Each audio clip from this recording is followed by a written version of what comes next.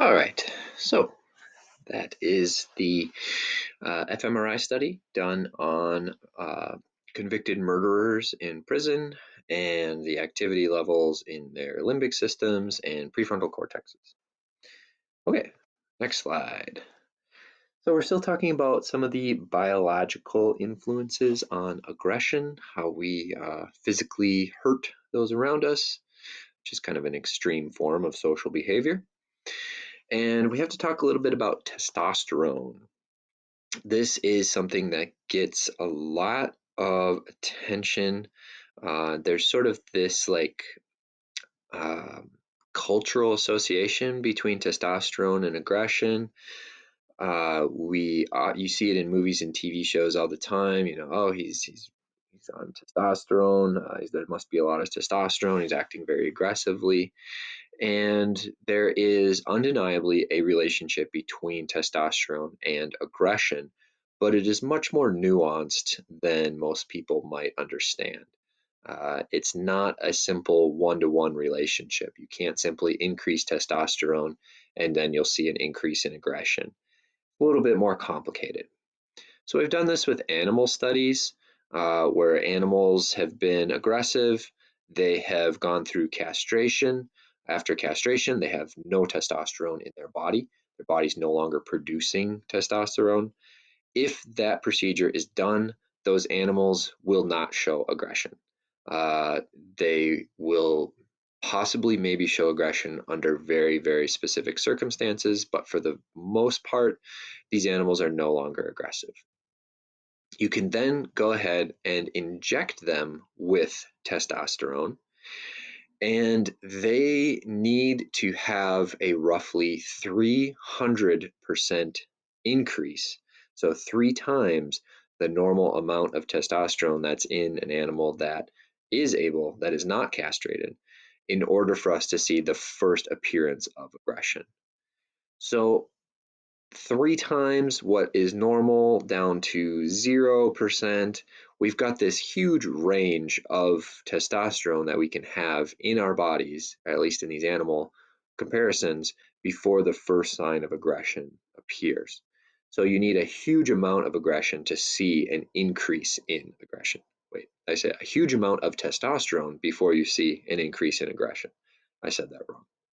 But again, we have this cultural association. No one is saying that testosterone has no influence on aggression, but it's a little more complex than it might first seem. We also know this from placebo studies where people have been told you're going to be injected with a testosterone solution, and then we're going to study your behavior after that. People who were given a saline injection instead of testosterone, they acted more aggressively. So they thought they should be acting more aggressively because they have this extra testosterone in their body. So it's a nuanced association. Is the relationship there? Yes, absolutely. Is it a simple one-to-one relationship? Absolutely not. Serotonin is sort of, in a lot of ways, the opposite. It has sort of a calming effect on us. So, serotonin, if we see a marked decrease in serotonin levels in a person, we tend to see the following symptoms: increased aggression, greater chance of suicide, overeating, depression. Obviously, not things that we want to increase or see at all. There are certain drugs out there that inhibit the production and efficiency of serotonin in our bodies. Some of these drugs are referred to as Jekyll and Hyde potions, meaning that if you start taking these drugs, then you'll see a pretty marked difference in behavior, just like those symptoms listed at the top of the slide. Some of these serotonic inhibitors are like cholesterol lowering drugs, appetite suppressant drugs. And if someone engages in a diet that is extremely low in fat, we can also see some of these similar symptoms. So an increase in serotonin, we typically see a huge decrease in these symptoms. All right, so that's a little snippet of the biological side of aggression. Now let's talk about the opposite of aggression, attraction. This could be simply platonic attraction, romantic attraction. It doesn't have to necessarily mean um, romantic attraction. So the mere exposure effect, that's what we're going to start with here. The mere exposure effect simply states that repeated exposure increases our liking of that person. The more often we see someone, the more we tend to like them. And this also applies to non-humans, to outside of the realm of humans. If we are exposed more to specific letters, we tend to like them more. If we're exposed more to symbols or nonsense words, or even music, the more we're exposed to it, the more we tend to like it. Maybe you've heard that you should always give music a couple listens before you make a judgment on it. That is partly the case here. The more you're exposed to something, the more we tend to like it. Kind of a straightforward thing here. This also applies to ourselves. So, some psychologists have done these funny little studies where they have taken well-known public figures and they have morphed a picture of a participant's face with the famous figure's face. And if people are exposed to the famous figure's face that has a morphed image in it, then they will tend to like that person better simply because they look like them a little bit more. So think about the face that you probably have the most experience with. It's your own face. You have a lot of exposure to your own face. Think of how often you look in a mirror, maybe you take selfies, you see yourself in pictures. You see your face more than any other face. So we have the most exposure to our own face. So if we see part of our face in someone else, we kind of like that person. We've had a lot of exposure with our face, so if we see a little bit of our face in them, hey, kind of like that guy.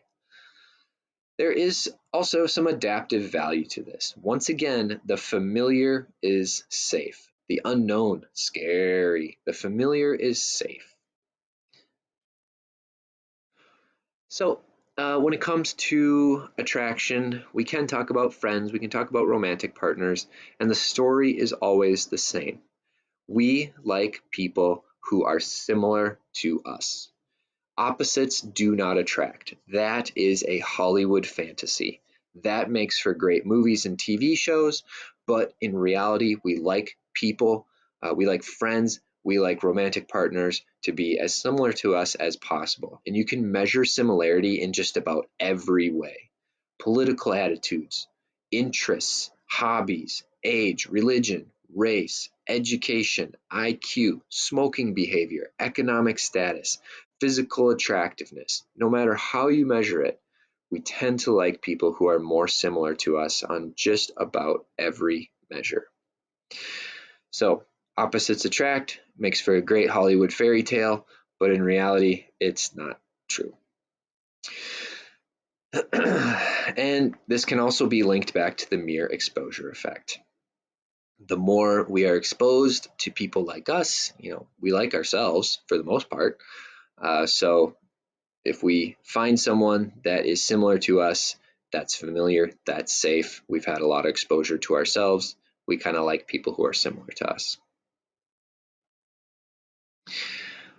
All right, so let's talk about physical attractiveness. This is a really important topic in social psychology. It's something that, believe it or not, has received a lot of study. And people who are physically attractive, so these physical attractiveness is measured by subjective reporting. So researchers will do this thing where they have a bunch of different pictures of people and they simply are rated on a scale of 1 to 10 by hundreds and hundreds of participants. And it's those ratings that help us measure physical attractiveness. And we tend to see that there seems to be somewhat of a consensus on what is a physically attractive person, what is a physically attractive face, what is a physically attractive body. And this is typically seen from very early on in life, newborns will prefer to look at attractive faces over unattractive faces. So they'd rather look at a 10 out of 10 on that scale than they would on a 1 out of 10, meaning they'll look longer at a physically attractive face, which implies some sort of preference. Even blind participants, if you give them, models like mannequin models of different body types, they will tend to prefer, or at least they will rate a physically attractive body model just like someone who can see. So even people who do not have the ability to see still seem to have the same standards, I guess, of physical attractiveness. Now, cross-culturally, we see a few things that pop out to make someone physically attractive or not. Number one is a youthful appearance. And there's a lot of ideas behind this, that youth typically signifies health. It might signify fertility or something like that. Free of disease or infection or something like that. But across cultures, a youthful appearance is typically thought of as an attractive appearance. We also have this funky idea of an average face. So an average face is something that you can create in a laboratory by morphing faces together. So you've got an example of that on the right hand of the slide here, or right hand side of the slide. We've got these two faces, this woman here, this woman here. Their faces have been morphed together to form this non-existent third person here. And again, you can send these three faces through those raters, and they will tend to say this is the most attractive face. So what's going on here? These morphed faces are typically more symmetrical than any one face individual. So each of these two faces here, they're definitely attractive people, but like you can take a close look and maybe there's little imperfections here, little imperfections there, slightly asymmetrical here, slightly asymmetrical here. But if you morph them together, a lot of those asymmetries are evened out and they become symmetrical. And that's what you get in this morphed image here, which is typically thought of as a more attractive face. So a closing point about physical attractiveness. Again, we talked about this in the last unit, but being physically attractive does not necessarily mean that you are happy. Attractiveness is uncorrelated with happiness. So you could be physically attractive and be happy or unhappy just as likely as if you are not so attractive, you could be happy or unhappy. There's no relationship there. On the flip side, people who are rated as highly attractive, they tend to be suspicious people. They tend to not trust praise that is given to them. They tend to think that people have ulterior motives when they're given praise. So they are slightly more suspicious than the average population. All right, so that's attractiveness, and we're just kind of finishing up with a couple different topics, miscellaneous topics in social psychology here. Altruism. So altruism is behavior that benefits someone else at a cost to yourself. So we have some great examples of altruism throughout history. Perhaps one of the more famous ones over in the Netherlands is Dirk Willems. There's actually a Dirk Willems Day in Netherlands now. Dirk Willems was an Anabaptist, which was an illegal religion at the time, and he was persecuted for his religion, and he I believe he escaped from prison. He was going to be hanged. He escaped from prison, and he was running away, and some of the prison guards were pursuing him, and they chased him across a frozen lake, and Dirk Willems got across safely, but the people chasing him, one of them fell in and was drowning in the icy cold water. So as the story goes, Dirk Willems stopped running away, turned around, saved the person in the water, even though it meant that he would be captured and then eventually hanged. This is a pretty extreme form of altruism. Dirk Willems could have gotten away and saved himself, but he decided to eventually sacrifice his own life to save someone else's life, someone who wanted to cause him harm. Definitely an extreme form of altruism. And then on the opposite end of the altruism scale, we have the story of Kitty Genovese. Maybe you've heard that name before. Kitty Genovese was a young woman in New York, and she was the victim of a stabbing. She was stabbed in an alley, and I believe she was also sexually assaulted. And this was done in an alley of an apartment complex. And she was, laying there suffering from her stab wounds. And she was screaming out for help, saying, "Please help me, please help me." And many people had their windows open, could hear her crying for help. And over the course of half an hour, no one called for help. The witnesses of the crime who could hear her calling for help, they later said that they simply assumed someone else would do it. Someone else would call 911, so I didn't call 911. So over the course of half an hour, this poor woman, Kitty Genovese, she did actually die from her injuries. The killer came back 3 separate times to continue assaulting Kitty Genovese. Just a horrible, horrible story. And it really kind of shows the opposite of this Dirk Willems type behavior. These people had to do, just someone had to call 911, and the police would have stopped at least one of those attacks, you would think. So the story of Kitty Genovese really highlights what's known as the bystander effect. And the bystander effect is kind of just like it sounds. It's this idea that if we're in a big group and some emergency happens or someone needs help, oftentimes, unfortunately, what happens is no one helps. And there's several group dynamics at play. Responsibility is sort of diffused. So if, there's a large group of people who watch someone slip and fall on the ice, everyone thinks, someone else will help them, whatever. Not my responsibility.